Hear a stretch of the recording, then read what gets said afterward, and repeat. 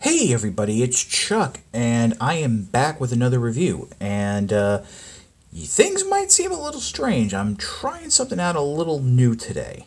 I have a setting on my camera where I can actually shoot using the forward-facing camera, which is how you see my face, and the rear-facing camera, which is how you see the figure we're going to review today.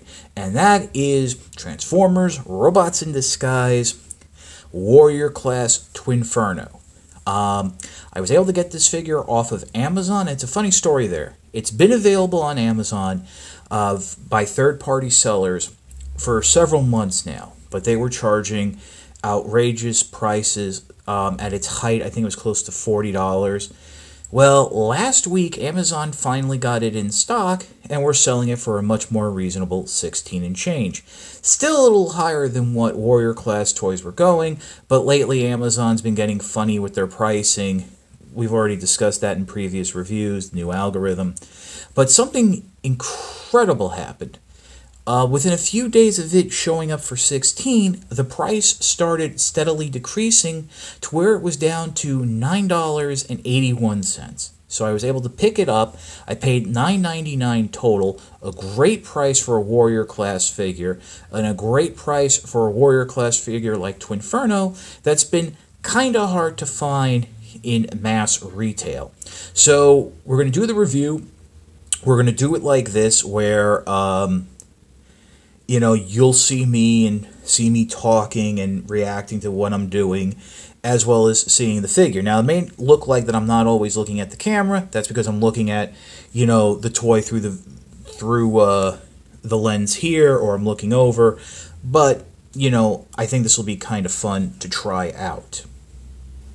Okay, so we're going to start. This is Twinferno in its vehicle mode. It is a hybrid of a two-headed dragon and a stealth bomber.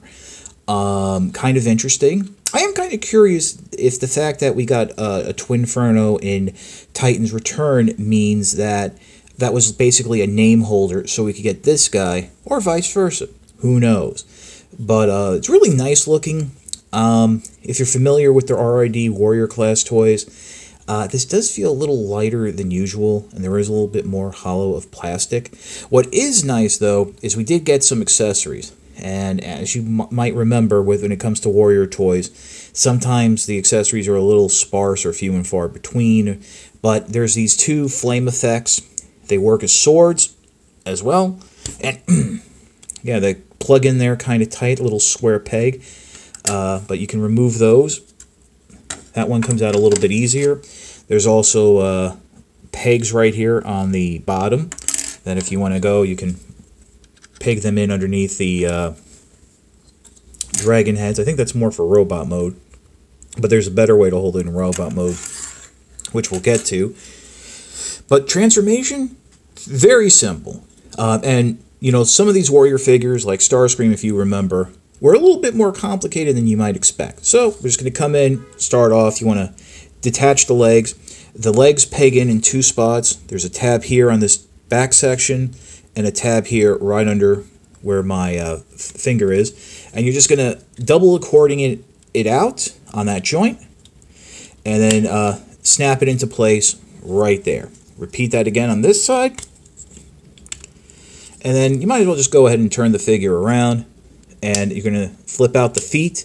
They don't go out that far, but they do peg into place. And just a little note, this one was actually off the little hinge it was on, so I just had to push it back in. But they do give you an A stance right there. But enough of that. We'll come in through the top here, and what you want to do is on a double hinge here, flip this section back. That does friction into their tabs right down there where my fingers are. That'll flip all the way back, just like so. You can come up, rotate the head around. The head only rotates 360 degrees. There's no ball joint there, and it does feel like there's little friction stops along the way. Next, go ahead and swing the wings back. The arms do sort of peg into that, so that'll free them up. And then you can bring the arms down, just like so, And there you have Twinferno in its robot mode. There are ball joints in the shoulders and the hips. You only have the single joint here at the elbow, and you do have those dragon heads facing up. Now, the cool part is with those flame effects, which I'll bring back in, go ahead, push back on the horns there, open up the jaw, it opens up the mouth nice and wide, and you can go ahead and shove the flame effects in. They act as weapons. You can be flame swords, or he's shooting fire, or what have you. Do it again on this side. And there you go. And look at that. You got some nice little flame effect there. Right there with Twinferno. Let's take a look at his head. If I just... Probably wasn't a good idea to turn his head like that. There you go. Yep. And there you can see it. Looks really nice. So yeah, we'll give it a little pause here, and we'll come in with my final thoughts. Twinferno's a fine figure. It never appeared in the show. You know why, I don't know. But, you know, you have that happen in every line. I think it's good. It's not the best warrior class figure we've gotten. I think that's still the Starscream we got. But it's not the worst. I like the accessories. I like the look. I wonder if Hasbro had something planned, since we also got a Legion class version of this figure, which we took a look at some time ago. But definitely, if you're kind of interested or on the fence, for under $10, if you have a Prime membership, this is $9.99 with tax, and you get it in 2 days.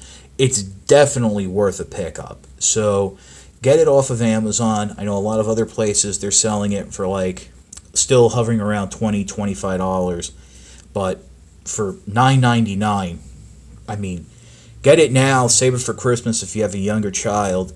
It's a great starter Transformer too. But yeah, thanks for watching. I do appreciate it. I do appreciate also if you've watched the video to the end.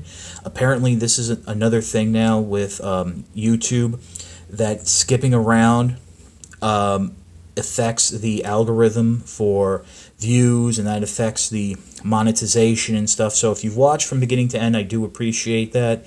I do appreciate, you know, taking the time out. I do appreciate that you've been subscribing. We're very lucky. I've just reached something around 2,616 subscribers, which means I more than made up for the loss over the Christmas holiday. Maybe, hopefully, before the end of the summer, we can reach 3,000 subscribers. I think that would be awesome. So definitely share this video around, subscribe, check your notifications that you're getting the views, the videos, and you're seeing everything I put out. If you're like me, I use the YouTube app. I just go through my subscriptions from there.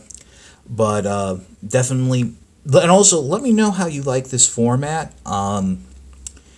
I'm not going to do this every time. This was just because, you know, this was an older figure, and I don't know how many people are going to watch it, so I was just trying something new and having some fun. But let me know what you think. Maybe I can do this in the future. I don't really think I can do this on really small figures, but I think larger figures, this would help a lot. And also more difficult figures. You can see the pain and the stress in my face. But, yep, that's about it. It's your old pal Chuck for Twinferno. We will see you next time. And that was so lame.